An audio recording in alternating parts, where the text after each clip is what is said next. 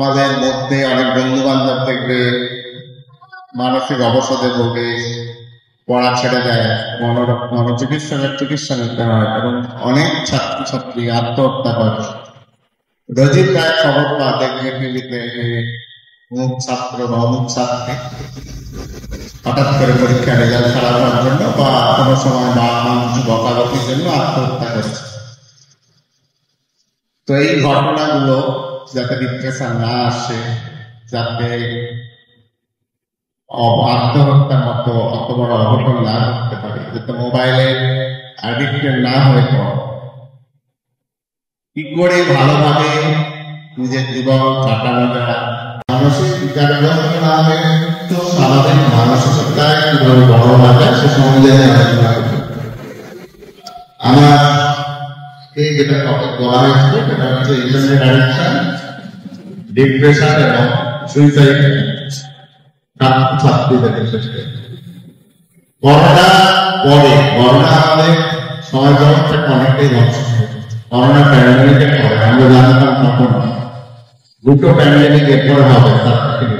একটা হলো ওসিডি বা অর্থনৈতিক বিভাজন, যেটাকে বাংলায় বলেছি বারবার কাজ করা, বই করা, এই রোগ হয়ে যাবে, ওই বিভাজন এসে যাবে, এটা বহু পরিমাণে বেড়ে গেছে। তখন যে করোনার সময় আমরা আক্রমণ করছিলাম সেটা এবং সেই জন্য রোগের আক্রমণ বাবা কোনো সমাজের রোগ হয়ে যাবে, পেট হয়ে যাবে, অথবা রেডি জলাবন্ধ হয়ে যাবে, কুকুর বিড়ালের কামড় থেকে, অথবা কারো সাপের ঘর, এই সাপের কামড় ভালো লাগবে, এই আক্রমণে ধোয়াধুয়ি করে একটা প্যান্ডেমিক হয়েছে।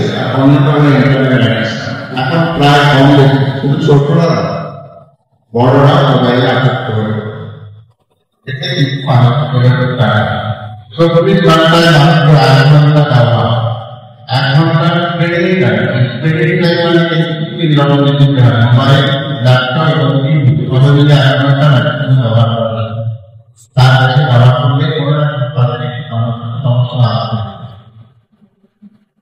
মোবাইলে কি করা হচ্ছে, তোমরা কি করো তোমরা সবাই জানো, তোমরা ইউটিউব দেখো, ফেসবুক দেখো,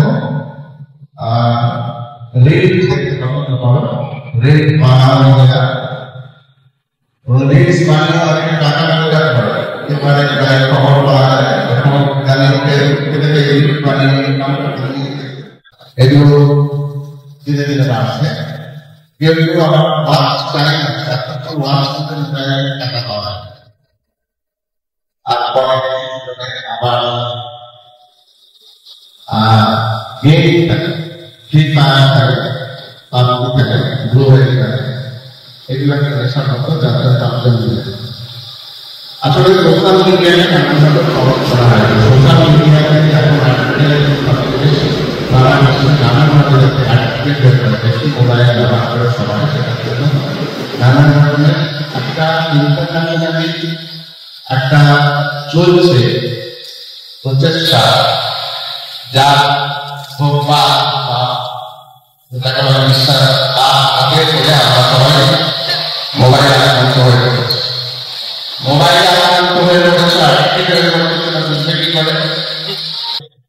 যখন দেখবে মোবাইলটা যখন দেখা করে ছেড়ে আসার পর মোবাইলের তোমার মনটা পড়াশোনা, খেলা থেকে, বন্ধু বান্ধবের কথা থেকে মন, মোবাইল নিয়ে বাথরুমে যাচ্ছ, বিছানায় যাচ্ছ, মোবাইল হাতছাড়া করছো না, কোনো সময় যদি নেট না থাকে তাহলে অস্থির হয়ে উঠছ এবং সবসময়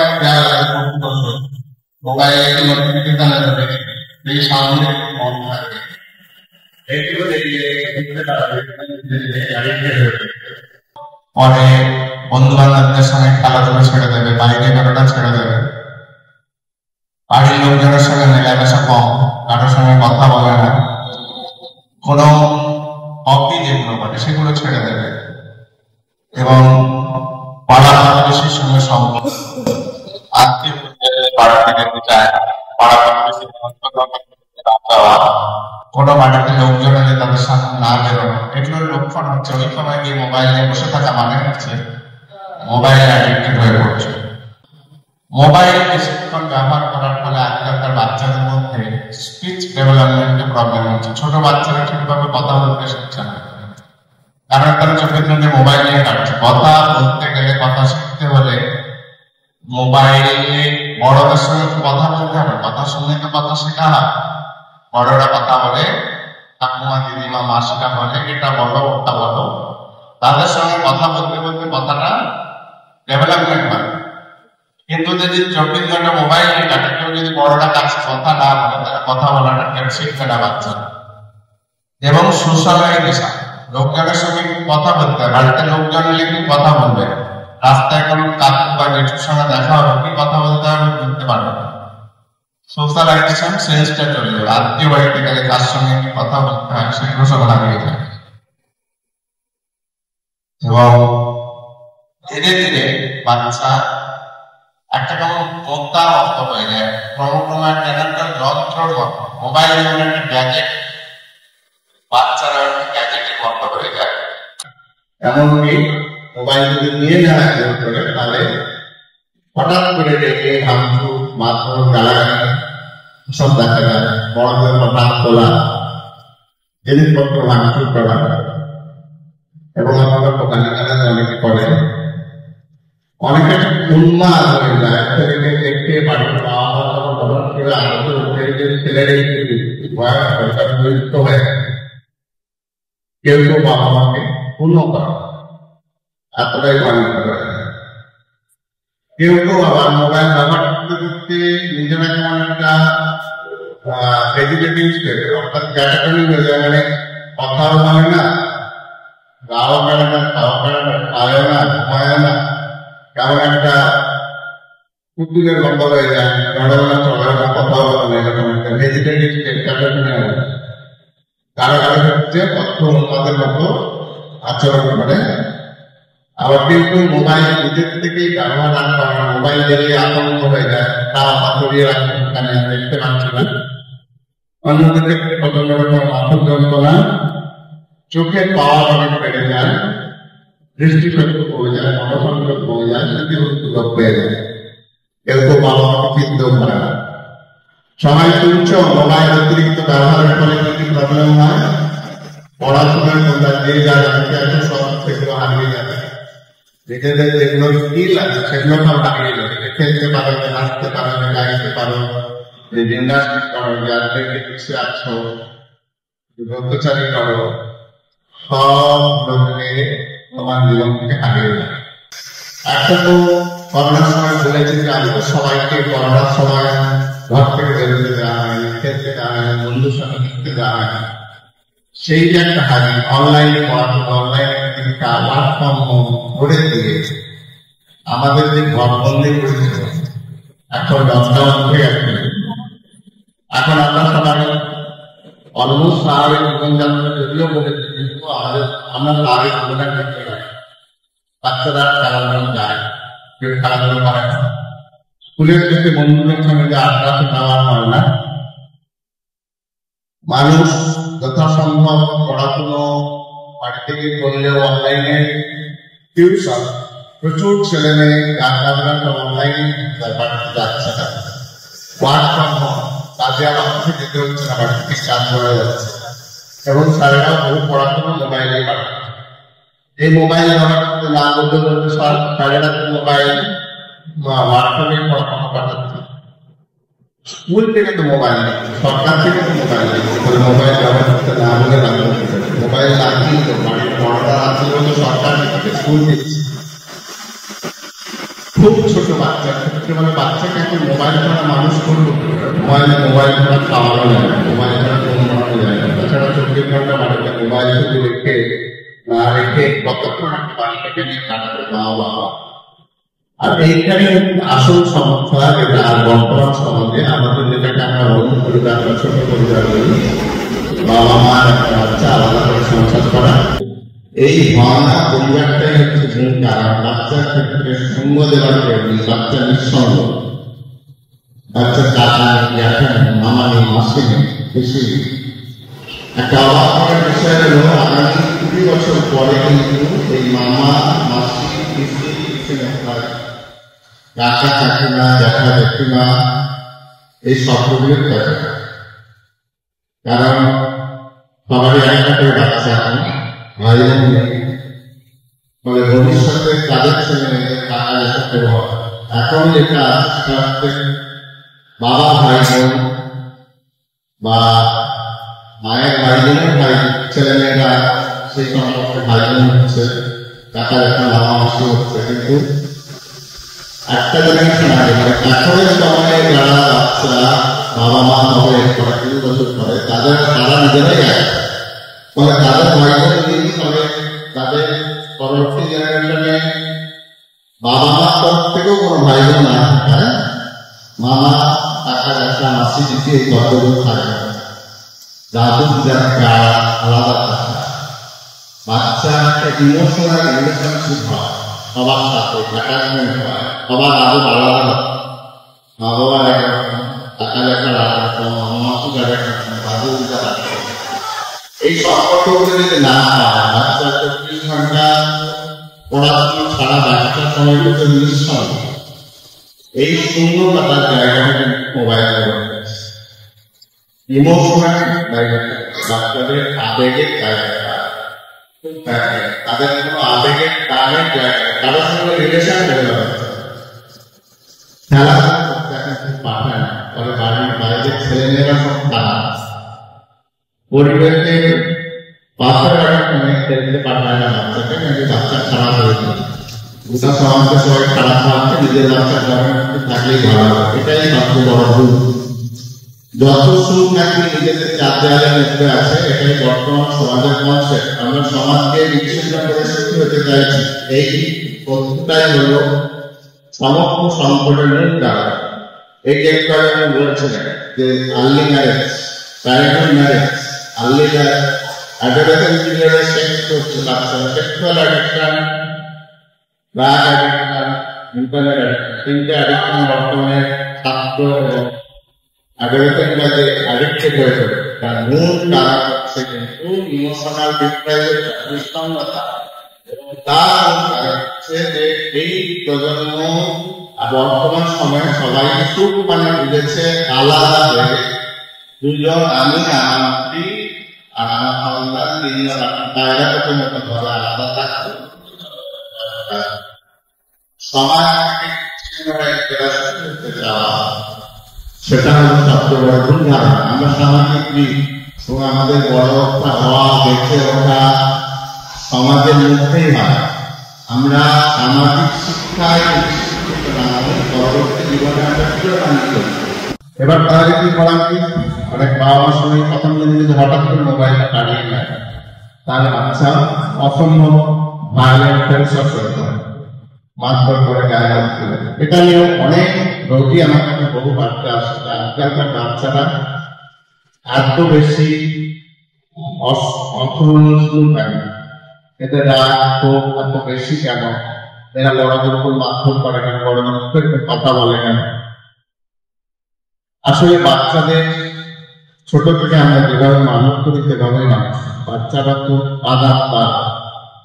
ছোটবেলায় তৈরি করার সময় আমরা বাচ্চা যখন একেবারে খুব ছোট, এই বিষয়টা একটু যারা বড় আছেন বুঝতে বলবো যে কেন আজকালকার বাচ্চারা অল্পতেই উগ্র বা হতাশ হয়ে পড়ে। ফ্রাস্ট্রেশন টলারেন্স তাদের খুব কম। ছোট বাচ্চা যখন জন্মায় তখন তার ধারণা হয় যে সে অমনিপটেন্ট, সে নিজেকে ঈশ্বর হয়, তার ক্ষমতা যা সে সবকিছু কন্ট্রোল করতে পারে। মানে সে তার খিদে পেলে কাঁদে, বয়সে খাওয়া খাইয়ে দেয়, তার পেছনে কাপড় ভিজে গেলে সে কাঁদে, মায়ের কাপড় বদলে দেয়, মশা কামড়ালে কাঁদে, মায়ের কাপড় দেয়। তখন সে ভাবে যে সে গোটা বিশ্বকে কন্ট্রোল করতে পারে, অমনিপটেন্ট। এবং যখনই তারা একটু ঠান্ডা দরকার সে চাইলে না দিলে সে কান্নাকাটি জুড়ে দেয়, দাদা দাদি কান্নাকাটি নিতে গেলে সে কান্নাকাটি জুড়ে দেয়, মা বাবা এসে সেটা তাকে দিয়ে দেয়। তখন সে ভাবে আমি সেই, আমি আমার অনেক ক্ষমতা, আমি যা চাইবো তাই পাই। কিন্তু যা চাইবো তাই পাওয়া তো সম্ভব না, কারণ বাচ্চা একটা জায়গাতে চাহিদাকে বাচ্চাকে বোঝাতে হয় যে তুমি যা চাইবে তাই পাবে না, ফলে আমার সামর্থ্য থাকলে বাচ্চাকে বাবা মা নিশ্চয়ই জায়গায় রেখে দেয়। প্রথম যখন না যায় তখন বাচ্চার মধ্যে একটা কষ্ট থাকে, বাচ্চা ফ্রাস্ট্রেশনে হতাশে কান্নাকাটি করে, বর্ণনা হয়ে থাকে অথবা রাগারাগি করে। কিন্তু যখন দেখলো এটার পরে বাবা মা সেটা আমাকে দিল না, তখন তার সে শেখে যে আমাকে এটা মেনে নিতে হবে, তার করারে মানুষের বুঝে যায় যেটা চাইবো সেটা পাবো। এই ট্রান্সমিশন টলারেন্সটা বাচ্চাদের ডেভেলপ করানো দরকার সব বাবা মা। আজকাল বাবা মা বা ছেলেকে উত্তেজন দাম, ফলে ছেলের যা চাহিদা, ছেলের যা বায়না, সেটাকে তাড়াতাড়ি পূরণ করে তারা জীবনে কখনো তাদের চাহিদা অপূর্ণ থাকেনি। বাচ্চাদের অবস্থা হওয়া কারণ, বাচ্চাদের আরেকটা কারণ হওয়া, সবসময় বাচ্চাকে যদি বলা হয় না রেজাল্ট নষ্ট, পড়াশোনায় ভালো যদি করো তবে এটা কারণে না করলে না, ফলে যেটুকুনি রেজাল্ট খারাপ করে সে জানলে আমার জীবনের কোনো কারণ তারা বাইরে দিকে যায় বা আমাদের কিছু বলতে মরে যায়। এছাড়া বাচ্চাকে জীবনের প্রতি একটা আকর্ষণ সেটা চলে যায়, জীবনের প্রতি একটা আকর্ষণ সেটা চলে যায়। যদি বাচ্চা কোনো কিছু পেতে গেলে তার না ডেভেলপ যায়, শুধু বাবা মা এবং বাবা মা পড়াশোনা যদি অন্য কোনো রিলেশন না থাকে তাহলে তার জীবনের প্রতি তার মোহ বাচ্চা যদি একটা খেলাধুলো করে, একটা যদি তার পোশাক যন্ত্র থাকে, একটা যদি নিজের বাগানে গাছ থাকে, এগুলো কিন্তু একটা টান থাকে যেটা নিয়ে মানুষ কোন একটু আঘাত থাকলে জীবনের আকর্ষণ থাকতে পারে। কিন্তু বর্তমানে আমাদের রাষ্ট্রপতি তৈরি করছি তাদের শুধুমাত্র পড়াশোনার রেজাল্ট ছাড়া বাকি যারা কোনো কিছু জীবনের কোনো রিলেশন নেই, আবেগের সম্পর্কে কোনো ফলে একটা কিছু সেই বোঝে এবং সেখান থেকেই তারা আত্মহত্যার মতো পড়াশোনা নিয়ে ফেলে। তাই বাচ্চাদেরকে কি করবেন, মোবাইলের ব্যাপারে যেটা বললাম, কোনোভাবে বাচ্চাকে মোবাইল পড়াশোনার জন্য দিলে তার নিজস্ব কোনো মোবাইল দেবে না এবং বাবা বাচ্চাকে ফোনের জায়গায় বিকল্প দেখতে দেওয়া বা অন্য বাচ্চার সঙ্গে লিখতে দেওয়া, অন্যান্য সম্পর্ক তৈরি করা, এদের বেশি সময় দেওয়া, এগুলো করতে হবে। আর ভবিষ্যৎ জীবনের জন্য শিক্ষা দিতে হবে, এই নেশা থেকে মুক্ত থাকতে হবে, রাজের নেশা থেকে মুক্ত থাকতে হবে, অল্প বয়সে প্রেম মুক্ত হতে হবে। এইসব শিক্ষা দেওয়া, নীতি শিক্ষা দেওয়া, মূল্যবোধ শিক্ষা দেওয়া এবং জীবন সম্বন্ধে শিক্ষা দেওয়া, জীবন শৈলী শিক্ষা দেওয়া। আরেকটা জিনিস হচ্ছে নিজের কাজ নিজের করা, নিজের নিজের খাওয়া তৈরি করা এবং বাড়ির দায়িত্ব ফ্যামিলির রেসপন্সিবিলিটি পালন করা, সেগুলো অংশগ্রহণ করা, রান্না করা, মা বাবার কাজে করা, সমগ্র বিষয়ের মধ্যে রাখা। অর্থাৎ সোজা কথায় বলতে গেলে যে বাবা মারা এখন বাবা মা তারা ছোটবেলায় তাদের বাবা মা যেভাবে মানুষ করছে বা তাদের ছোটবেলাটা যেভাবে কেটেছে সেইভাবে যদি কাটায় তাহলে কিন্তু আবার এই সমস্যা থেকে এড়ানো যাবে। এক কথায় ভারতকে বেশি হবে না। 30 বছর আগে আমাদের সমাজ যেভাবে ছিল সেই সমাজের বর্তমান সবাই ভালো থাকবেন।